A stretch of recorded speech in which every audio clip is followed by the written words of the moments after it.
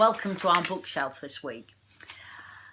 Found an article that I thought you might be interested in. Are you interested in becoming a more positive person? Given that more positive people tend to be better socially connected, have more successful jobs, and are happier and potentially live longer, I thought it was worth maybe having a look at. I do need to apologise to Andrea because I have printed this out and your details have got lost, but there were some points in here that I really wanted to share. So if you do stumble across this, Andrea, then apologies. I think it's a great article and so I've decided to share it anyway. So what she talks about is that being positive is a relative concept. So you may not be the most positive person in the world, but you might be more positive to the person who lives next door, or the person who has the next office or the next classroom. So that relative concept of it is quite important. Also, because it's a relative concept, you know that there are times when you are more positive than other times.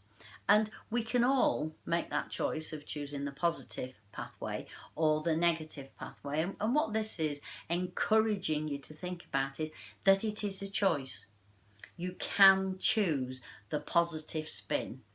And what she says, which I think really resonates for me, is that by becoming aware of the fact that there is a positive negative spectrum and that you can make a choice of choosing the more positive or the more negative spin, then you are able to be much more mindful about the choices that you make. And what she says here is that she's now able, by thinking it through, now able to decide when she's being more positive and when she's being less positive, and at times when she's being negative.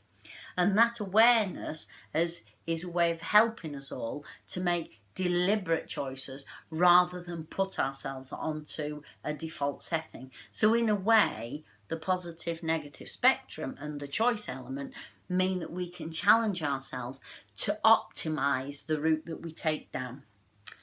What she then does, which I think is quite useful, she comes up with a useful list of traits of positive people.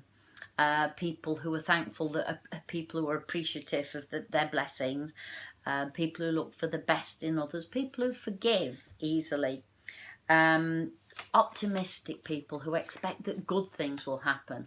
I love that quote, imagine what could go right, because we're very good at imagining what could go wrong. So again, it's that deliberately turning our default into a positive. Waking up excited to see what the day will bring.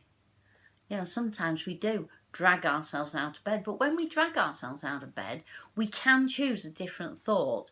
Instead of giving into, I think this is going to be a tough day, a dull day, whatever, we can say, right, what are the things I'm most looking forward to? I wonder what could go right. And I want to finish with quoting directly from her. Remember that positivity is a relative concept. None of us will be perfect. We'll have those up and down days.